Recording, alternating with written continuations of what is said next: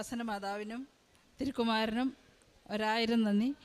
ഈ കൃപാസന അൾത്താരയിലൊന്ന് സാക്ഷ്യം പറയാൻ എനിക്ക് സാധിച്ചതിനോർത്ത് നന്ദി പറയുന്നു. എൻ്റെ പേര് ജാൻസി ദേവസ്യ. ഞാൻ താമരശ്ശേരി രൂപതയിലെ താഴക്കോട് ഇടവകയിൽ നിന്ന് വരുന്നു. ഞാൻ 2023 ജനുവരി മാസത്തിലാണ് ആദ്യമായി ഇവിടെ വന്ന് ഉടമ്പടി എടുക്കുന്നത്.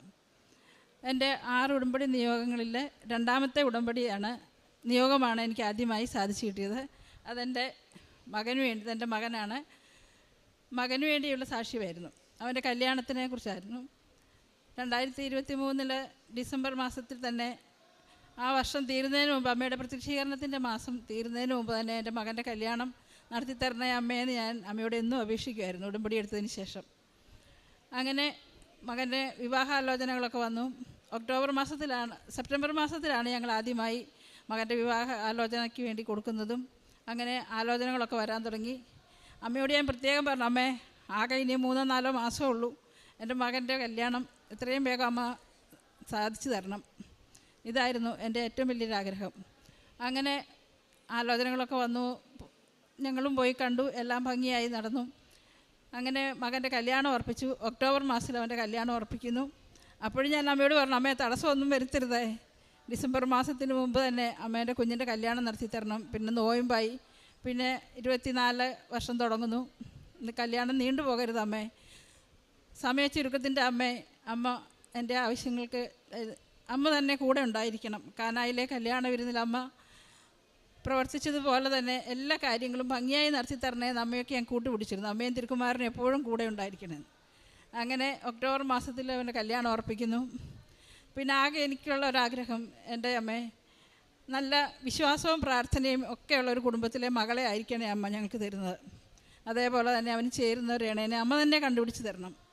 പിന്നെ നല്ല സ്വഭാവമുള്ളൊരു കുട്ടിയായിരിക്കണേ. ഇതെല്ലാം അമ്മ സാധിച്ചു തന്നു. അതേപോലെ തന്നെ അമ്മയോട് പറഞ്ഞതുപോലെ തന്നെ അമ്മ എല്ലാ കാര്യങ്ങളും സാധിച്ചു തന്നതിന് ഒരുപാട് നന്ദി ഞാൻ പറയുന്നു. അങ്ങനെ നവംബർ 23 മോൻ്റെ ഒത്തുകല്യാണവും നവംബർ 27 അവൻ്റെ കല്യാണവും ഭംഗിയായി നടത്തി തന്നു. ഞങ്ങൾ ആഗ്രഹിച്ചതുപോലെ തന്നെ ഒന്നിനും ഒരു കുറവില്ലാതെ അമ്മ എല്ലാ കാര്യങ്ങളും കാനായിലെ കല്യാണ വിരുന്നിൽ സംഭവിച്ചതുപോലെ തന്നെ എല്ലാ കാര്യങ്ങളും ഭംഗിയായി നടത്തി തന്നതിനോർത്ത് നന്ദി പറയുന്നു. പിന്നെ എൻ്റെ രണ്ടാമത്തെ സാക്ഷ്യം ഉടമ്പടിയിലുള്ളതല്ല, എങ്കിലും ഒരു വലിയൊരു കാർ അപകടത്തിൽ നിന്നാണ് എൻ്റെ മകൻ രക്ഷപ്പെട്ട സാക്ഷിയാണ്. ഇവൻ ഡോക്ടറാണ്, സർജനാണ്. നൈറ്റ് ഡ്യൂട്ടി കഴിഞ്ഞ് മോൻ വീട്ടിലേക്ക് വരുന്ന സമയത്ത് ഉറങ്ങിപ്പോയതാണെന്ന് പറയുന്നു. കാറ് പോസ്റ്റിനിടിച്ചു, തകർന്നു. ഒന്നും അറിയില്ല, ഇവൻ ഉറങ്ങിപ്പോയി, അവൻ അറിയുന്നില്ല ഒന്നും.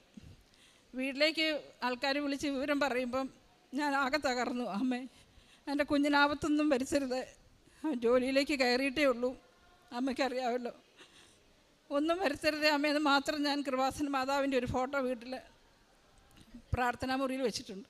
ഓടി ഞാൻ അമ്മയുടെ അടുത്ത് ചെന്നു, അമ്മേ എൻ്റെ കുഞ്ഞിനൊന്നും വരുത്തരുത്, എനിക്ക് അവനെ തിരിച്ചു തരണം, യാതൊരു കുഴപ്പവും കൂടാതെ എന്ന് മാത്രം പറഞ്ഞു. അവിടെ ഇരുന്ന് പ്രത്യക്ഷീകരണ പ്രാർത്ഥന ചൊല്ലി. പിന്നീട് ഒന്നും അറിയുന്നില്ല. ഇവനെ ആശുപത്രിയിൽ കൊണ്ടുപോയതും ഒക്കെ വഴിയെ വന്ന കാറുകാരാണ് അവനെ ആശുപത്രിയിൽ കൊണ്ടുപോകുന്നതും. പപ്പ അവിടെ ഉണ്ടായിരുന്നില്ല. പിന്നെ പപ്പേനെ വിവരം അറിയിച്ചു. പപ്പ വേഗം വന്നു, മോനെയും കൊണ്ട് ആശുപത്രിയിൽ പോയി.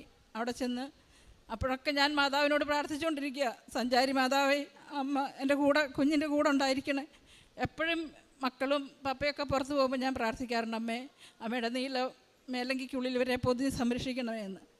അമ്മയോട് ഞാൻ വീണ്ടും പറഞ്ഞു, അമ്മേ എൻ്റെ കുഞ്ഞിന് കുഴപ്പമൊന്നും വരുത്തരുത്. കാർ ആക്സിഡൻ്റ് എന്ന് കേട്ടപ്പോൾ തന്നെ ഭയങ്കര പേടിയായി.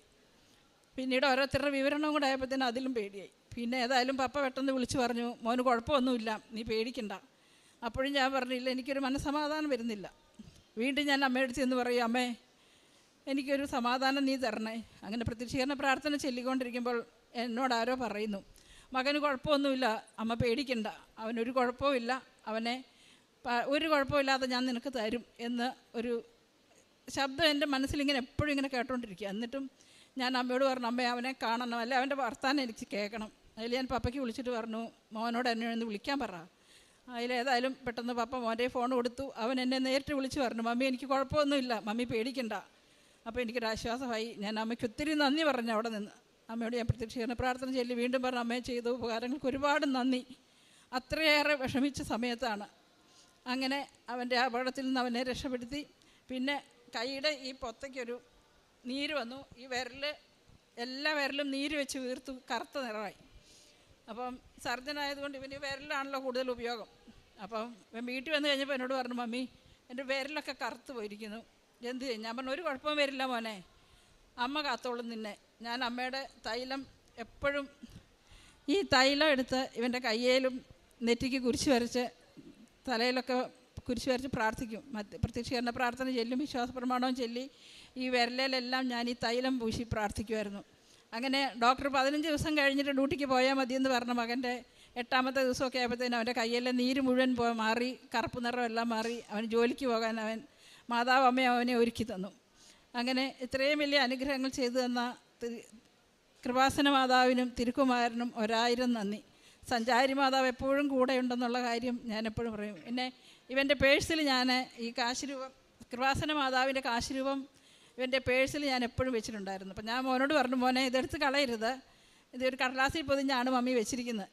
അപ്പോൾ ഒരു ദിവസം നോക്കുമ്പോൾ ഇവൻ്റെ ബാഗിലത് വെച്ചിരുന്നത്. ബാഗ് അവൻ കൊണ്ടുപോകാതെ വേറൊരു പേഴ്സ് മാത്രം എടുത്തുകൊണ്ട് അന്ന് പോയി. ഞാൻ ചെന്ന് നോക്കുമ്പോൾ ഇവൻ ഈ പേഴ്സ് മാത്രമേ ഇവിടെ ഉള്ളൂ, ബാഗ് ഇരിപ്പൊന്നും പേഴ്സില്ല. അപ്പോൾ ഈ മാതാവിൻ്റെ ഫോട്ടോ ഇതിനകത്താണ്. ഞാൻ പറഞ്ഞു, അമ്മ കാത്തോണം അവനെ, ഇന്ന് കൊച്ചു ഇത് കൊണ്ടുപോകാതെയാണ് പോയിരിക്കുന്നതെന്ന് പറഞ്ഞു. ഏതായാലും പിറ്റേ ദിവസം അവൻ വൈകുന്നേരം തിരിച്ച് വന്നപ്പോൾ ഞാൻ ആ കാശ് രൂപ എടുത്ത് അവൻ്റെ പേഴ്സിൽ വെച്ചു. കാരണം പേഴ്സാണല്ലോ എപ്പോഴും കൊണ്ടു നടക്കുന്നത്. അങ്ങനെ പേഴ്സിൽ ഈ കാശ് രൂപ ഉണ്ടായിരുന്നതുകൊണ്ട് എൻ്റെ കുഞ്ഞ് മാതാവിൻ്റെ ഫോട്ടോയും ഇതൊക്കെ ഉണ്ടായിരുന്നതുകൊണ്ട് അത്ഭുതകരമായിട്ടാണ് ഈ അപകടത്തിൽ നിന്ന് രക്ഷപ്പെടുന്നത്. കാരണം ഇവൻ അറിയുന്നില്ല എന്ത് സംഭവിച്ചെന്ന്. കാറ് ഇടിച്ച് വട്ടം കറങ്ങി തിരിഞ്ഞ് പിന്നെ ചില്ലുകളെല്ലാം പൊട്ടിപ്പോയി, ഗ്ലാസ് എല്ലാം പൊട്ടിപ്പോയി. രണ്ടാമത് കാറ് ശരിയാക്കി തരുമായിരുന്നു ചെയ്തത്. അത്രയും വലിയൊരു അപകടമായിരുന്നു. അതിൽ നിന്ന് അവനെ രക്ഷപ്പെടുത്തിയ മാതാവിനും തിരുക്കുമാരനും 1000 നന്ദി. പിന്നെ എൻ്റെ കാരുണ്യ പ്രവൃത്തി എന്ന് പറയുന്നത്, ഞങ്ങളുടെ അവിടെ ഒരുപാട് പാവപ്പെട്ട മനുഷ്യരുണ്ട്. അവരെ ഭക്ഷണത്തിനാണേലും പൈസയൊക്കെ ചോദിച്ചാൽ ഞങ്ങൾ കൊടുക്കാറുണ്ട്, വസ്ത്രങ്ങൾ വാങ്ങിച്ചു കൊടുക്കാറുണ്ട്. പ്രത്യേകിച്ചും കാരുണ്യ പ്രവർത്തന കൃപാസന പത്രം ഞാൻ എല്ലാ വീടുകളിലുമാണ് കൊണ്ടു കൊടുത്തുകൊണ്ടിരുന്നത്. ഓരോരുത്തരുടെയും വീടുകളിൽ ചെല്ലുമ്പോൾ ഞാൻ പ്രാർത്ഥിച്ച്, ഒരു വീട്ടിൽ നിന്ന് അടുത്ത വീട്ടിലേക്ക് പോകുമ്പോൾ ഞാൻ പ്രത്യക്ഷീകരണ പ്രാർത്ഥന ചെല്ലും, വിശ്വാസ പ്രമാണം ചെല്ലും. ഇതെല്ലാം ചൊല്ലിയാണ് ഞാൻ ആ വീട്ടിൽ ആ പേപ്പർ കൊണ്ട് കൊടുക്കുന്നത്. എന്നിട്ട് ഞാൻ കൃപാസനത്തെക്കുറിച്ച് പറയും, എനിക്ക് കിട്ടിയ ഈ അത്ഭുതങ്ങളെക്കുറിച്ചും ഈ മാതാവ് അനുഗ്രഹിച്ചു തന്ന ഈ കൃപകളെക്കുറിച്ചും ഞാൻ പറയും. മോൻ്റെ അപകടത്തെക്കുറിച്ചും അതിൽ നിന്നെല്ലാം രക്ഷപ്പെടുത്തിയതിനെക്കുറിച്ചൊക്കെ ഞാൻ എല്ലാവരോടും പറഞ്ഞു കൊടുക്കുമായിരുന്നു. അങ്ങനെ കൃപാസന പേപ്പറും മറ്റുള്ളവരോട് പറയാറുണ്ട്, നിങ്ങൾ പറ്റുവാണെങ്കിൽ ഇവിടെ വരെ വരണം, അമ്മയുടെ സാന്നിധ്യത്തിൽ വന്ന് പ്രാർത്ഥിക്കണം, നമ്മുടെ കാര്യങ്ങൾ സാധിച്ചു തരും. ഡേറ്റ് ഇട്ട് പ്രാർത്ഥിച്ചതുകൊണ്ടും എൻ്റെ മകൻ്റെ കല്യാണത്തെക്കുറിച്ചും ഒക്കെ ഞാൻ എല്ലാവരോടും പറയാറുണ്ട്. കാരുണ്യ പ്രവർത്തികൾ. പിന്നെ എനിക്ക് കിട്ടിയ ഏറ്റവും വലിയൊരു ആത്മീയത എന്ന് പറയുന്നത്, കുടുംബ പ്രാർത്ഥന മുടക്കാറില്ല. അതിൽ പിന്നെ ഉടമ്പടി എടുത്തതിന് ശേഷം എന്ത് തന്നെയാണേലും ഞാൻ ഒരു രഹസ്യമെങ്കിലും ചെല്ലാൻ പറ്റിയെങ്കിലും ചെല്ലിയിട്ടേ കിടക്കുന്നുണ്ടായിരുന്നുള്ളൂ. പിന്നെ ഓരോ രഹസ്യങ്ങളും ചെല്ലുമ്പോൾ ഞാൻ ഓരോ നിയോഗങ്ങൾ വെക്കും. മറ്റുള്ളവർക്ക് വേണ്ടി പ്രാർത്ഥിക്കാൻ ഒത്തിരി പഠിച്ചു. അങ്ങനെ ആദ്യമൊക്കെ ഞാൻ നമ്മുടെ കാര്യങ്ങൾ മാത്രമാണ് പ്രാർത്ഥിച്ചുകൊണ്ടിരുന്നത്. പിന്നെ ഇപ്പം ഞാൻ സകലർക്കും വേണ്ടി പ്രാർത്ഥിക്കും. ഓരോ രഹസ്യത്തിലും ഓരോ നിയോഗം, ഓരോ മറ്റുള്ളവർക്ക് വേണ്ടിയിട്ടുള്ളതും കൂടി ചേർത്ത് പ്രാർത്ഥിക്കാറുണ്ട്. ബൈബിൾ ഒരു പ്രാവശ്യമെങ്കിലും വായിച്ച് തീർക്കണം എന്നെൻ്റെ വലിയൊരു ആഗ്രഹമായിരുന്നു. ഇത്രയും പ്രായമായിട്ട് എനിക്കതിന് സാധിച്ചില്ല. ഉടമ്പടി എടുത്തതിന് ശേഷം ദിവസം 1 മണിക്കൂറെങ്കിലും ബൈബിള്, രാവിലെ ഒരു അരമണിക്കൂർ, വൈകുന്നേരം സമയം കിട്ടുമ്പോഴൊക്കെ ബൈബിൾ ഓരോ ഭാഗം വായിക്കാൻ എനിക്ക് ദൈവം അനുഗ്രഹിച്ചു. അങ്ങനെ ഒരു പ്രാവശ്യം ഞാൻ വായിച്ചു തീർത്തു. രണ്ടാമത്തെ പ്രാവശ്യം വായന തീരാറായി. ഒരു 10-600 പേജും കൂടെ ബാക്കിയുള്ളൂ. അത് അതിൽ വളരെ എനിക്ക് സന്തോഷമുണ്ട്. കാരണം പിന്നെ ഞായറാഴ്ചകളിലെ പള്ളി കുർബാന മുടക്കാറില്ല. എന്തെല്ലാം സാഹചര്യങ്ങൾ വന്നാലും എങ്ങനെയെങ്കിലും കുർബാനയ്ക്ക് പോകണം, കുർബാനയിൽ പങ്കെടുക്കണം എന്നുള്ള ആഗ്രഹമായി. കുടുംബ പ്രാർത്ഥനയിലൊക്കെ ഒത്തിരി മെച്ചപ്പെടാൻ സാധിച്ചു. ഇത്രയും വലിയ അനുഗ്രഹങ്ങൾ ചെയ്തു തന്ന മാതാവിന് 1000 നന്ദി. ബാക്കി മോൻ പറയും. എൻ്റെ പേര് മനു, ഞാൻ ഡോക്ടറാണ്. അമ്മ പറഞ്ഞതുപോലെ ഒരു വലിയ ആക്സിഡൻറ്റിൽ നിന്നാണ് രക്ഷപ്പെട്ടത്. അന്നതേപോലെ ലൈൻ ഡ്യൂട്ടി കഴിഞ്ഞിട്ട് ഞാൻ തിരിച്ചു വരുന്ന സമയത്ത് ഒരു 3 സെക്കൻഡ് ഉറങ്ങിപ്പോയതാണെന്ന് വിചാരിക്കുന്നു. അതിനുശേഷം പിന്നെ അറിയുന്നത് ഒരു പോസ്റ്റർ ഇടിച്ചിട്ട് വണ്ടി മറിഞ്ഞ് കിടക്കുമ്പോഴാണ് ഞാൻ എഴുന്നേൽക്കുന്നത്. എനിക്ക് ഓർമ്മ വരുന്നത് ആ സമയത്ത് വണ്ടി 360 ഡിഗ്രി കറങ്ങി 1-2 തവണ കറങ്ങി എന്നാണ് അവർ പറഞ്ഞത്. അങ്ങനെയാണ് പിന്നീട് ഞാൻ അറിയുന്നത്. അപ്പോൾ ആക്സിഡൻറ്റ് കണ്ട എല്ലാവരും ഞാൻ അങ്ങനെ രക്ഷപ്പെട്ടു എന്നുള്ളത് വളരെ ഇതായിട്ട് അത്ഭുതമായിട്ട് തന്നെയാണ് ഇതാക്കിയിരുന്നത്. കുറേ പേര് കാണാനൊക്കെ വന്നിരുന്നു. എനിക്കൊന്നും പറ്റിയിട്ടില്ല എന്ന് പറഞ്ഞിട്ടും ആരും അങ്ങനെ വിശ്വസിച്ചൊന്നും ഉണ്ടായിരുന്നില്ല. എനിക്ക് ആക്ച്വലി വലത്തെ കൈക്ക് ഒരു ചതവ് പോലെ മാത്രമേ ഉണ്ടായിരുന്നുള്ളൂ. അത് ആദ്യം പൊട്ടലാന്ന് തന്നെ വിചാരിച്ചിട്ടുണ്ടായിരുന്നു. നല്ല നീരുണ്ടായിരുന്നു. പൊട്ടലാന്ന് തന്നെ കരുതിയിട്ടാണ് ഞാൻ ആശുപത്രിയിലേക്ക് പോയിക്കൊണ്ടിരുന്നത്. പിന്നെ ഓരോ ദിവസവും മമ്മി വന്നിട്ട് എണ്ണ തേക്കുന്നുണ്ടായിരുന്നു. നൈറ്റ് വന്നിട്ട് ഞാൻ ഉറങ്ങുന്ന സമയത്തൊക്കെ തേക്കുന്നുണ്ടായിരുന്നു. എന്തായാലും 2 ആഴ്ച കൂടുതൽ ടൈം എടുക്കുന്ന തന്നെയായിരുന്നു. ഞാൻ ഓർത്തോ കാണിച്ചു. ഞാൻ സർജനാണ്. ഓർത്തോയുടെ സാറ് എൻ്റെ അടുത്ത് എന്തായാലും 2 ആഴ്ച 1 മാസം എന്തായാലും എടുക്കുമെന്ന് പറഞ്ഞാണ്. പക്ഷെ അത് ഒരാഴ്ചയ്ക്കുള്ളിൽ തന്നെ പെട്ടെന്ന് മാറിയും ഞാൻ 2 ആഴ്ച കഴിഞ്ഞിട്ടേ പോകുന്നുള്ളൂ എന്നാണ് വിചാരിച്ചത്. പക്ഷേ ഒരാഴ്ച കഴിഞ്ഞപ്പോൾ തന്നെ എനിക്ക് തിരിച്ച് ഡ്യൂട്ടി കയറാൻ പറ്റി. അതിൻ്റെ ഫോട്ടോ ഇന്ന് കാണുമ്പോൾ എനിക്ക് വളരെ അത്ഭുതമായിട്ട് തന്നെ തോന്നുന്നുണ്ട്. കാരണം രക്ഷപ്പെടാൻ തീരെ സാധ്യത ഉണ്ടായിരുന്നുള്ളത് ഒരു അപകടമായിരുന്നു. അന്ന് മാതാവ് പ്രാർത്ഥന വഴിയാണ് എന്നെ രക്ഷപ്പെടുത്തിയത് ഞാൻ ഇപ്പോഴും വിശ്വസിക്കുന്നത്. നന്ദി. സങ്കീർത്തനങ്ങൾ 31:19. കർത്താവെ, അങ്ങയുടെ അനുഗ്രഹങ്ങൾ എത്ര വിപുലമാണ്! തൻ്റെ ഭക്തർക്ക് വേണ്ടി അവിടുന്ന് അവ ഒരുക്കി വച്ചിരിക്കുന്നു. അങ്ങയിൽ അഭയം തേടുന്നവർക്ക് അവ പരസ്യമായി നൽകുന്നു. ജാൻസി ദേവസ്യ എന്ന ഈ അമ്മയും മകനും വലിയ സന്തോഷത്തോടുകൂടി പരിശുദ്ധമ്മയുടെ തിരുനടയിൽ കുടുംബത്തിന് ലഭിച്ച വലിയ നന്മകളെ സാക്ഷ്യപ്പെടുത്തുകയാണ്. മകൻ്റെ ജീവിതത്തിലെ നിർണായകമായ 2 അനുഭവങ്ങളെയാണ് അമ്മ സാക്ഷ്യപ്പെടുത്തിയത്. ആദ്യത് മകൻ്റെ വിവാഹത്തിന് വേണ്ടിയുള്ള നിയോഗമായിരുന്നു. സമയച്ചുരുക്കത്തിൻ്റെ അമ്മയോട് പ്രത്യക്ഷീകരണത്തിന് മുമ്പ് ഡിസംബർ 7 മുമ്പ് അമ്മ മാതാവ് കൃപാസനത്തിൽ പ്രത്യക്ഷപ്പെട്ട ഡിസംബർ 7 മുമ്പ് മകൻ്റെ വിവാഹത്തിന് വേണ്ടിയുള്ള ആലോചന തുടങ്ങുന്നു. നടത്തിത്തരണമെന്ന് ആഗ്രഹിച്ച് പ്രാർത്ഥിക്കുന്നു. ഏതാണ്ട് ഒക്ടോബറിൽ വരുന്ന ഒരാലോചന നവംബർ 23 കൂടി വിവാഹം നടത്തും വിധം സമയച്ചുരുക്കത്തിൻ്റെ അമ്മ വളരെ ചുരുങ്ങിയ ദിവസം കൊണ്ട് എല്ലാം ക്രമീകരിച്ച് വീട് ആഗ്രഹിച്ചതുപോലെ കുടുംബം പ്രാർത്ഥിച്ചതുപോലെ ഒരു മകളെ നൽകി കുടുംബത്തെ സഹായിച്ചതിനെയാണ് അമ്മ ആദ്യം സാക്ഷ്യപ്പെടുത്തിയത്. 2 കാര്യങ്ങൾ അമ്മ അവിടെ സൂചിപ്പിക്കുന്നുണ്ട്. ഒന്ന്, സമയം ചുരുക്കിയുള്ള വിവാഹത്തിന് വേണ്ടി പ്രാർത്ഥിച്ചിരുന്നു. 2024 അടുത്ത വർഷത്തേക്കാകരുത് എന്ന് ആഗ്രഹിച്ച് പ്രാർത്ഥിച്ചിരുന്നു. രണ്ടാമത്തത് ഡേറ്റ് ഇട്ട് പ്രാർത്ഥിച്ചിരുന്നു. കൃപാസനത്തിലെ ഉടമ്പടി ജീവിതത്തിൻ്റെ പ്രത്യേകതയാണ് ഇത് രണ്ടും. അമ്മ മാതാവിൻ്റെ തിരുനടയിൽ അമ്മയുടെ കൃപയിൽ ആശ്രയിച്ചുകൊണ്ട് നമ്മൾ സമയച്ചുരുക്കത്തിന് വേണ്ടിയും തീയതി നിശ്ചയിച്ചും പ്രാർത്ഥിക്കുമ്പോൾ അമ്മ മാതാവ് ആ ഉടമ്പടിയിൽ എത്ര കണ്ട് വിശ്വസ്തതയും വിശ്വാസവും സൂക്ഷിച്ചുകൊണ്ട് ഓരോരുത്തരും ജീവിക്കുന്നുവോ അത് അനുഗ്രഹമാക്കി നൽകുന്നതിന് തിരുക്കുമാരൻ്റെ സന്നിധിയിൽ മാധ്യസ്ഥം വഹിക്കുന്നു. രണ്ടാമത്തത്, മകനുണ്ടായ ഒരു അവിചാരിതമായ അപകടം.